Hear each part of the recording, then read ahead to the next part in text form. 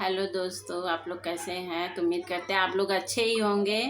तो चलिए आप सबके बीच गाना सुनाने जा रही हूँ, तो आप लोग सुनिए। तो चलिए। राजा पतंगिया उड़ाए नहीं लेता, राजा पतंगिया उड़ाए नहीं लेता, राजा पतंगिया उड़ाए नहीं लेता।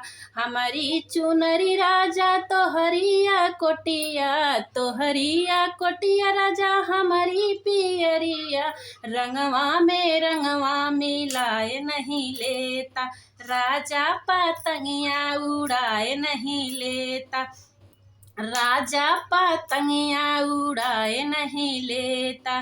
तोहरे अंगूठी राजा हमारी कुंडलिया, तोहरी अंगूठी राजा हमारी कुंडलिया, सोनवा में सोनवा मिलाए नहीं लेता, राजा पतंगिया उड़ाए नहीं लेता, सोनवा में सोनवा मिलाए नहीं लेता, राजा पतंगिया उड़ाए नहीं लेता।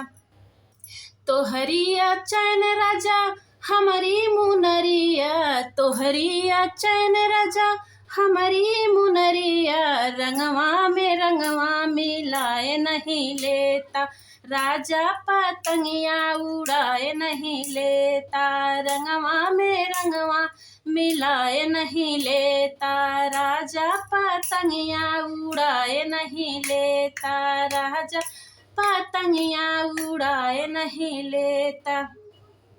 तोहरी बहिन राजा हमारा बीरनवा, तोहरी बहिन राजा हमारा बीरनवा, तोहरी बहिन राजा हमारा बीरनवा, जोड़िया में जोड़िया मिलाए नहीं लेता, राजा पतंगिया उड़ाए नहीं लेता, जोड़िया में जोड़िया मिलाए नहीं लेता, राजा पतंगिया उड़ाए नहीं लेता।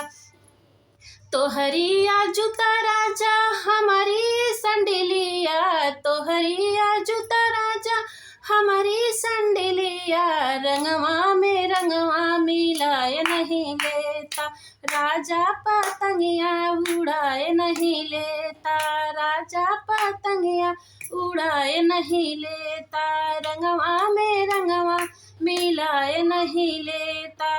तोहरिया मौर राजा हमारी पियरिया, तोहरिया मौर राजा हमारी पियरिया, रंगवा मिलाए नहीं लेता, राजा पतंगिया उड़ाए नहीं लेता, रंगवा मिलाए नहीं लेता, राजा पतंगिया उड़ाए नहीं देता। तोहरिया मम्मी राजा हमारी बपैया, तोहरिया मम्मी राजा हमारे बपैया, जोड़िया में जोड़िया मिलाए नहीं लेता, राजा पतंगिया उड़ाए नहीं लेता, जोड़िया में जोड़िया मिलाए नहीं लेता, राजा पतंगिया उड़ाए नहीं देता, राजा पतंगिया उड़ाए नहीं देता। हेलो दोस्तों, आप लोग कैसे गाना लगा तो कमेंट करके ज़रूर बताइए। मेरे चैनल को आप लोग सब्सक्राइब करिए, लाइक करिए और कमेंट करके आप लोग ज़रूर बताइए कि मेरा गाना कैसे लगता है। अच्छा लगे तो शेयर करिए, आगे बढ़ाइए, सपोर्ट करिए। मेरे चैनल का नाम है पूनम यादव जौनपुरिया।